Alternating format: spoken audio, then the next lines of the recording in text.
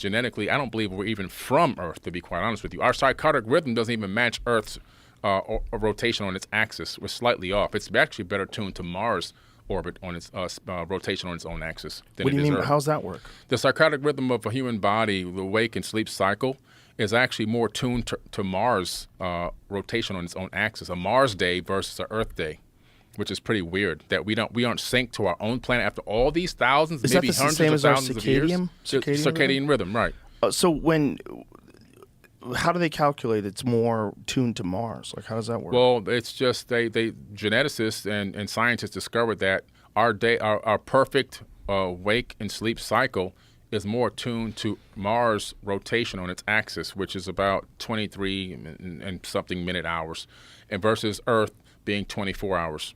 And so they said, wow, this is incredible. And the more they tested it and the more they studied it, they realized we're more tuned to the Mars than we are to Earth, which is pretty strange. Well, we are weird. We accept shit like leap year. Right.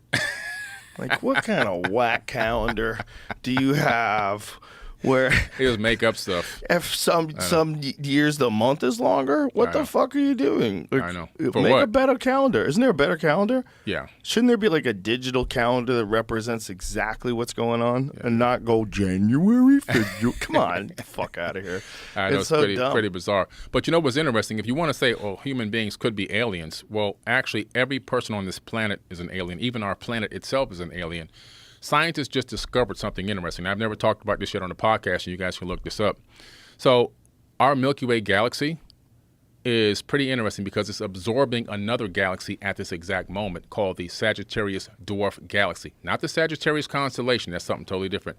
We are absorbing the Sagittarius Dwarf Galaxy at this exact moment. People thought for all these decades, looking, or even hundreds of years, looking up in the night sky, seeing that swath of stars going across, oh, that's the Milky Way. Guess what? We've been wrong the whole time. This is now being taught in universities in astrophysics. So what you're looking at the absorption or the merging of the Sagittarius with the Milky Way galaxy.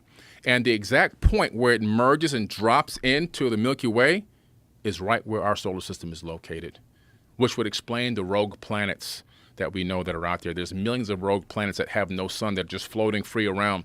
There's planets in solar systems that are orbiting far beyond the orbit of Pluto in our inner Oort cloud, admitted by astronomers now, that there's other solar systems within this inner Oort cloud area orbiting our sun every 4,200 years.